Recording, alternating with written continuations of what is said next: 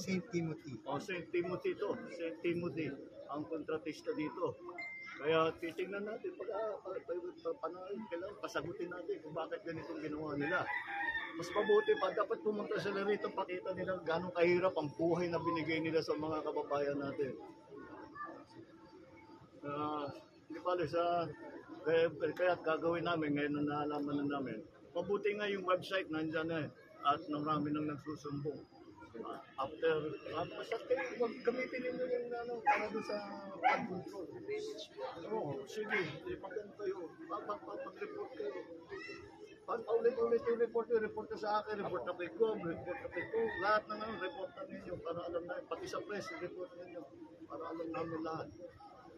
Dahil hindi pwedeng ganito ang pera. This has been going on for years.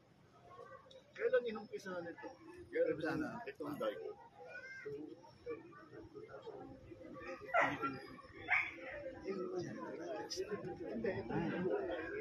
Isang beses. 21 beses na.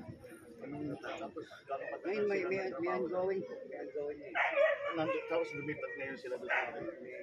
Well, anyway, but ang katotohanan, under specification, yung ticket dahil nasa bakal, tapos nakita mo kung pag hahanapin ninyo, meron kami mga picture, pati meron kami mga diver na sinisid dun sa ilalim, at nakita talaga, very manipis lahat ng simento, hindi pantay-pantay, basta hindi magandang trabaho, talagang bibigay. Kaya bumigay na nga.